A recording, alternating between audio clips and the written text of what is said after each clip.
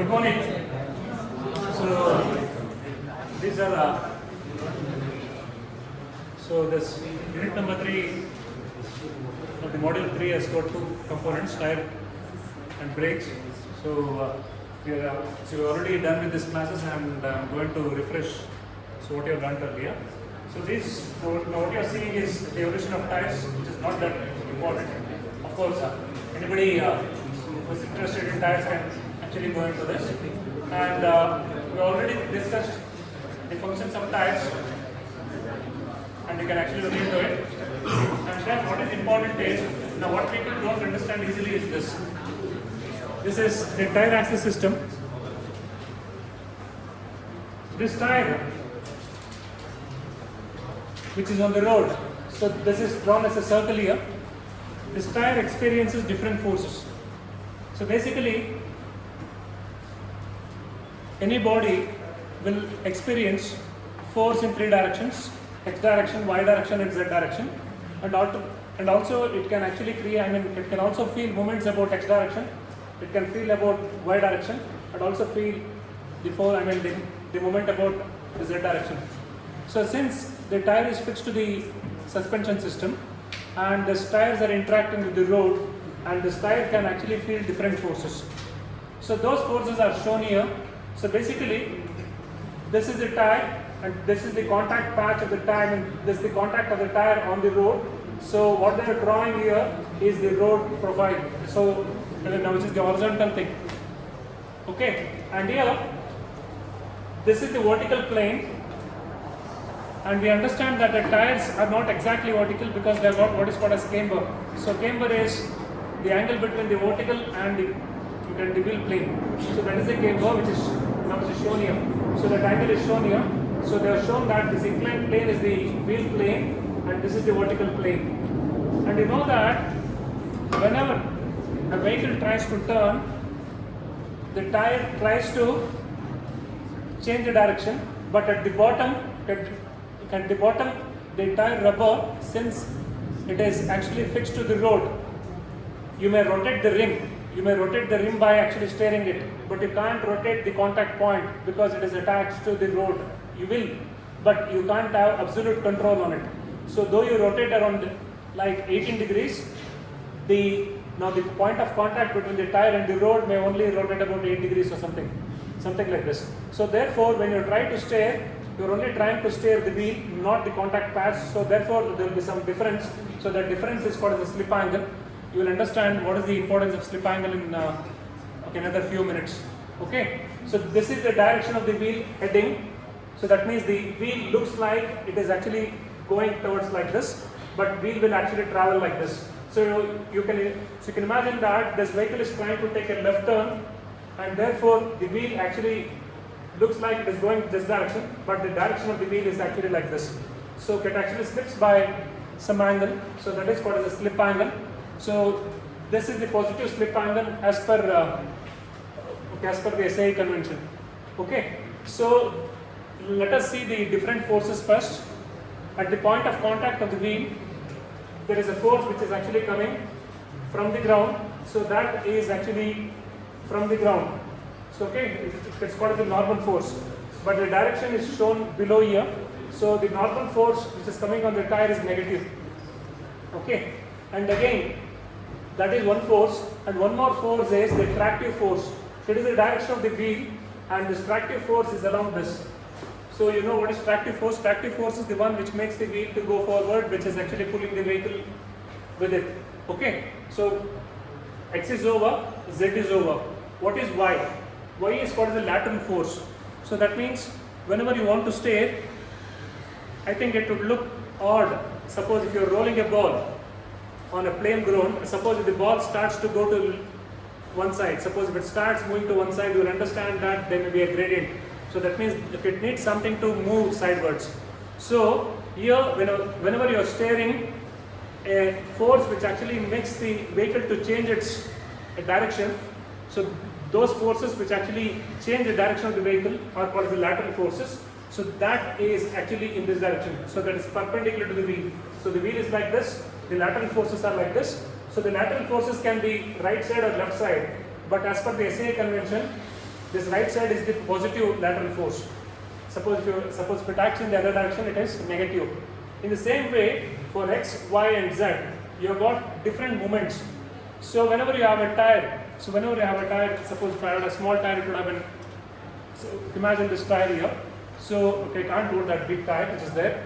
So this tire will have it can have a overturning moment. So tires, you can have some tires which is not actually flat at the bottom. You can have some sort of tapering. Maybe inside is worn out, something like this. So at that point you will see that there will be a moment which actually makes the tire to go like this. Even it may be due to uneven road. You might have felt it while going on an uneven road.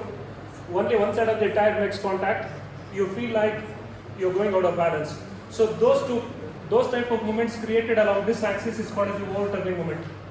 Okay, which actually turns the wheel in this direction. So now as per the convention, if it is like this, right hand thumb rule, so point the thumb in the direction. So this direction is the positive overturning moment, which is called as the mx. You have seen fx, fz, and fy, and we are now seeing mx. And then the other lateral force, lateral moment. So you will see that at this point of contact, you know that the wheels don't like to roll, because wheels are not like steel wheels. So wheels are actually rubberized wheels where this bottom part of the tire actually flexes like this. It's flat. So therefore, when you're trying to rotate, there is always a resistive moment in the opposite direction. So that is at the point of contact with tire with the road. So that resistive moment is always opposite to the direction of the wheel moving. Okay? So you play football, you know, when you play football, suppose there is less air in the football. If you kick, as it rolls, now the football which has got less air will only travel for some distance, because it has got rolling resistance. If you got full air, now the football is full tight like this, like fully inflated, then it rolls easily. But however, we know that we can't actually inflate it to infinite pressures, because this tire has got limitations. So therefore we inflate it to some pressures where the contact patch is not actually like a line, it is a patch. So therefore there is rolling resistance. We will have some time spent on the rolling resistance. We will go deep into why there is rolling resistance in some time now. Okay, that rolling resistance is ulta in the direction of the wheel travel. So that is at that point.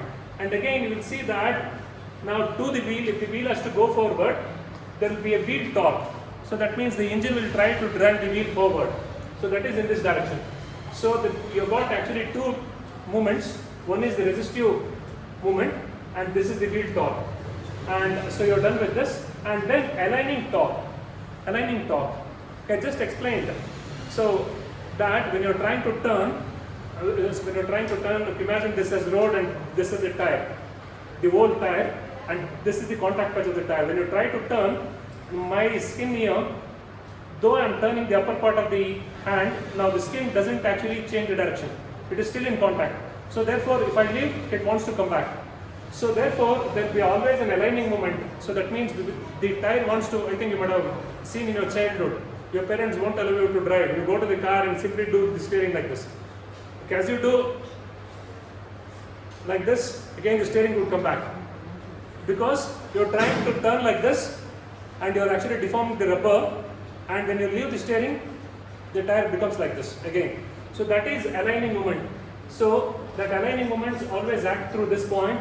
It acts along this axis. That is the aligning torque MZ. So in this way, you have to draw this ACE tire axis system. I think which is actually very important for engineers to understand. So you please look into this and all this. And now each of these terms are explained below. So what is important is some people don't draw that diagram. They only write this. We can't read this and understand. So suppose if you draw this diagram, then nobody reads into the explanation, because it appears that you would have written something meaningful. So please write the diagram, don't go with the explanation. So I have actually given different diagrams so that you may actually feel one diagram easier. So I have shown different things like this. I will try to improve the notes and send you as soon as possible, but whatever is there already should be okay. And last time we also explained you the different types, basically the tire construction. So tire construction, we said that, so we already explained it to you, and there are actually a good number of people in the class at that time. You can go through this, and you can almost see that this tire is like a balloon. Suppose if it is a rim, it is like air filled inside, and it's like a balloon on which the vehicle stands. So can you yourself balance on a balloon? The balloon goes like this. So literally the whole car is balancing on a balloon, but these walls and these beads which hold on to the rim make it stiff. Otherwise, without this, it could have been simply a balloon which would have rolled out of the rim. Okay? So you need to feel this and understand this as an engineer. So we can't actually teach all this. So because you need to understand the importance of this beads and all this construction material and this construction which actually makes this tire stiff and hold on to this. So and also so you can have a question on the differences between bias plate tires and the radial tires. Okay, and now the differences are given in below here. Okay, I tried to get it from internet, and I found some interesting answers. I put this here. Okay, so you can read through this. So I got this from the vehicle dynamics book or somewhere. So you can read both the differences, whichever you feel like you can write. So this is the difference between bias ply tire and the radial ply tires in terms of contact patch. You can also draw a diagram of this at the end of the differences. Okay, so then there was some interesting note on this tires in some research paper, and actually put this. You can look at this. So why radial tires? So it's already mentioned. So definitely you can look into this. So also mentioned the low profile tires. How this actually increases the stiffness of the tire in terms of turning. So higher the height, you are only turning the rim. Because when you turn the steering wheel, you are only turning the rim. The rim wants to turn this contact patch. Higher this height, so that means higher the slip angles. So slip angles can be high because it is like a soft rubber in between. Suppose if you got this height less, so that means if you stare, this stiffness is less. Sorry, stiffness is high because this height is less. So therefore, the slip angles are less.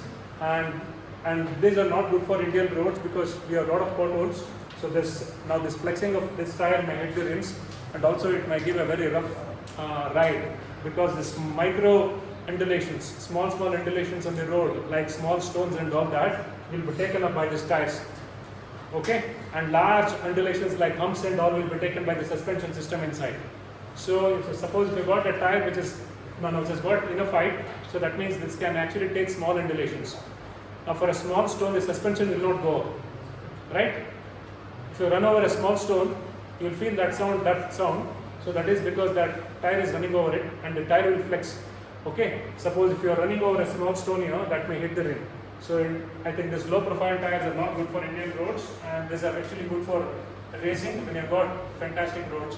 And this is the specification of the tires. This refers to the width of the tire. This refers to the aspect ratio. I think aspect ratio is well known to you. Even in screens or photographs, they say aspect ratio should be this much. Aspect ratio is the ratio between the width and the height. Width divided by height. So width is this, height is this. Sorry, height divided by the width. Ulta. Height divided by the width. So height is less, width is larger. So this refers to the percentage. So that means the height is 55% of 195 mm. The first thing is actually mm, and the second thing is actually in terms of percentage. This shows whether it is radial construction or bias plate tires. And the 16 shows it is in inches. The 16 is in inches. So that is the distance between this rim points. Suppose if you are buying tires, they would ask you this. So what is the tire size? They are not asking you this. So you may fit. Now for the same rim, you can actually go for 215, 235 or something.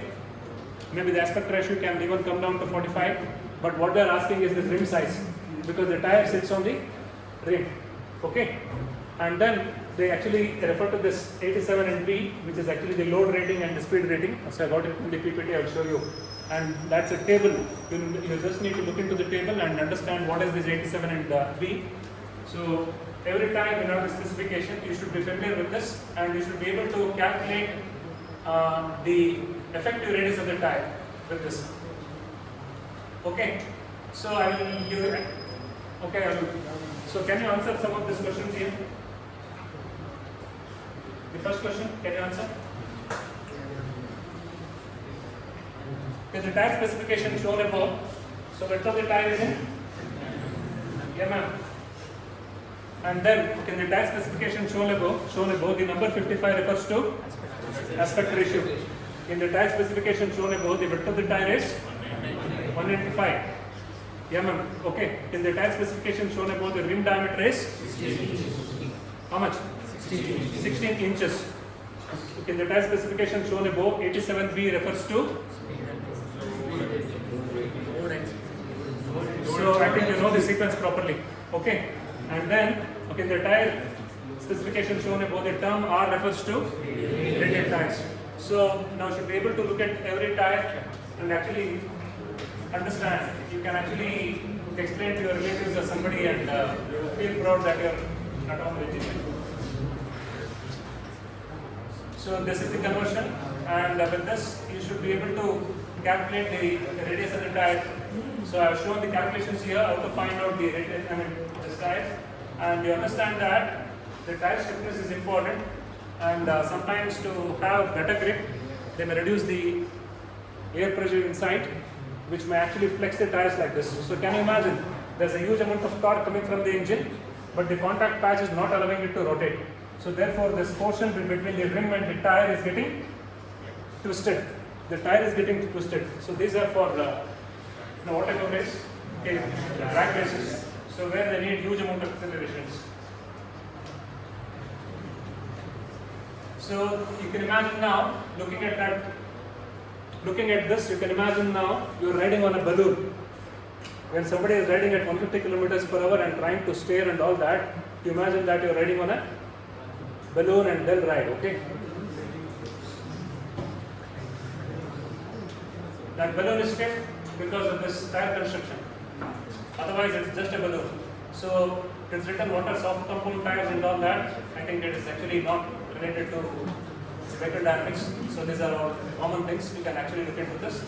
So this tubeless tire and tube tires difference, everybody knows it, and everybody knows what is